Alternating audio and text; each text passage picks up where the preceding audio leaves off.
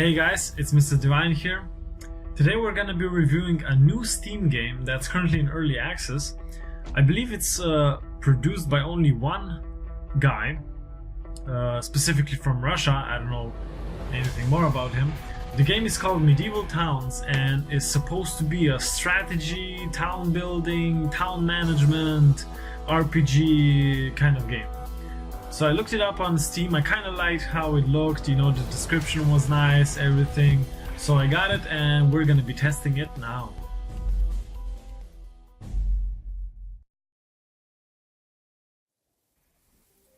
Okay, so we're in.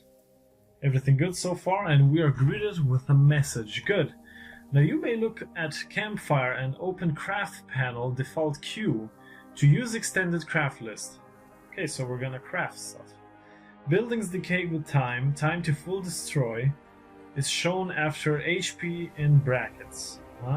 Well, we have to find 4 major resources: basalt, meteorite ore, iron ore, and golden ore. Open map default M to view at world. Okay, so we got Q for crafting and M for map viewing, if I can understand this correctly. So I can craft this. Now, keep in mind this game is still in really early access, and as I said before, it's being developed by only one guy, so it's no surprise that it may take some time. And it looks to me that we have to find a stone. Now, where would a stone be? Okay. That looks to me like it's a stone. Also, if you notice down on the right, it says protection law.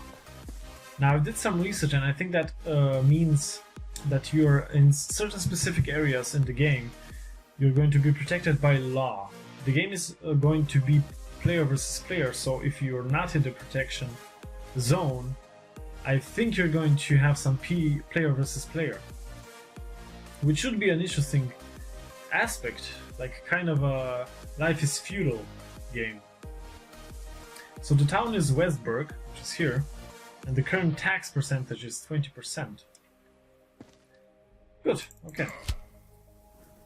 Okay, so I found stone. Good. Basalt is required to build strongest structures. Let's find an iron ore. So that's the B. Campfire description. Okay.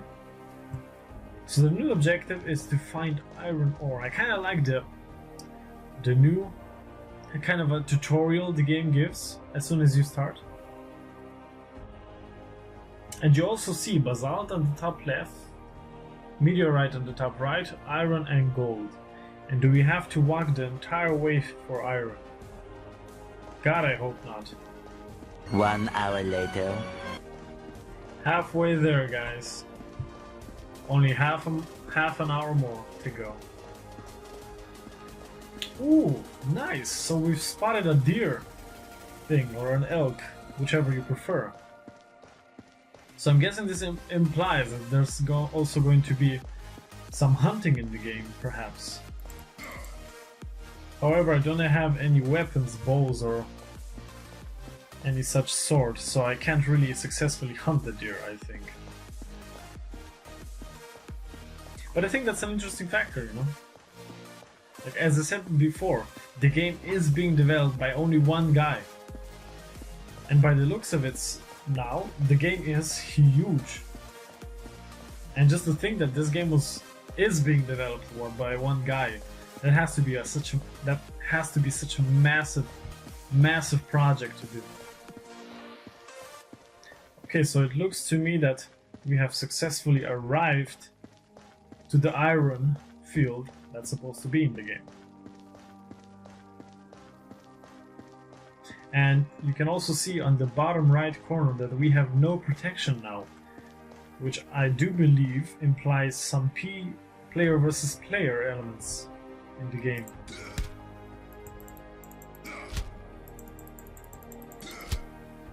Good, iron is required to build best weapons. Let's find a golden ore. Jesus, do I have to walk all the way to the golden ore? 2 hours later. Okay, so apparently you can catch a deer. Actually, you can punch it to death, but it just stands in place. And what do you get from it? Meat, of course.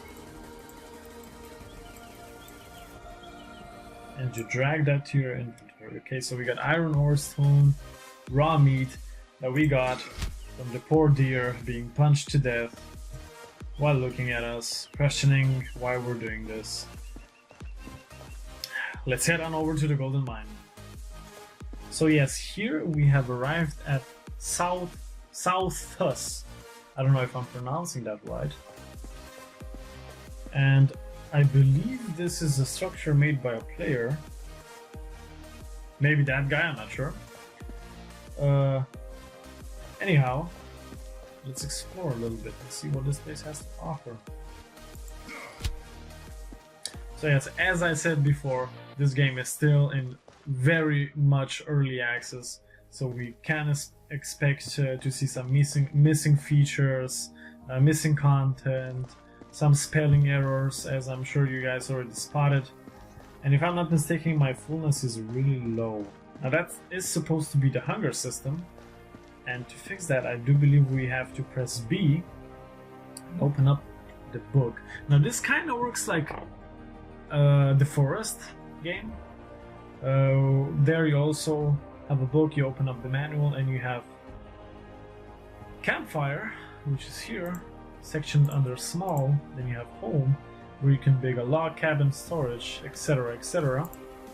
And you also have a town, and you can build even a battle ramp.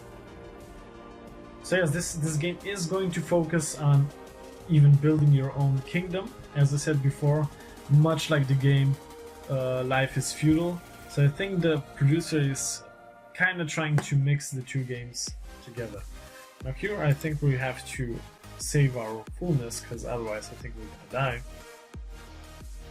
And I need to build a campfire, and for that I need wood. Okay, so we finally gathered enough wood to build a repair hammer. Craft it, and we equip it as such, I do believe. Ha, okay. So now we have a hammer, and our fullness is dangerously low.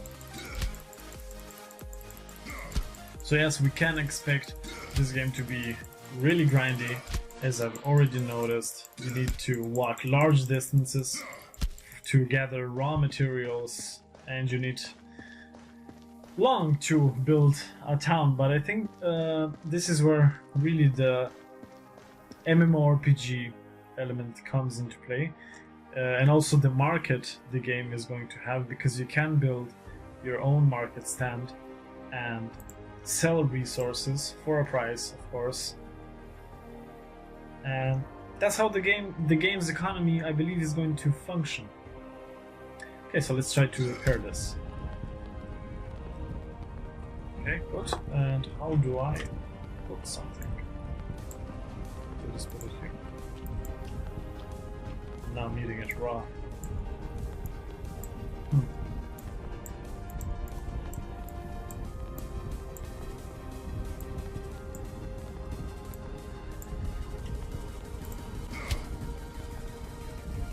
Aha, I press Q and you can click cook meat, of course, cook everything. And oh, food can actually heal you and give you fullness. That's a good factor. Kind of like Minecraft. So currently you can only make the repair hammer and the wooden mace, I do believe. Later on in the game we can expect to see a bow, swords, maces, morning stars, daggers, throwable items, and more and more. Aha! That should be our gold bar. And yes, that is good. Gold is required to trading and maintaining guards. So we can expect some NPCs to be present in the game as well. Very interesting. Let's find a meteorite ore. Which of course means that we have to head the entire journey we made for the for the golden ore to the meteorite ore. 5 hours later. So here finally we have arrived at East Hill, which again has a town center and a jail for any wrongdoers trying to damage you or the town center. As the last town center, it has nothing more, so we're just gonna be heading right on forward. Oh wow, so that looks immense. And here we are, with the massive and expansive meteorite field.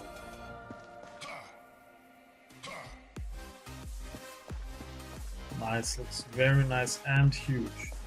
I'm guessing this is the meteorite we have to gather. And so it is. What's next? Good, meteorite ore is required to make strongest armor.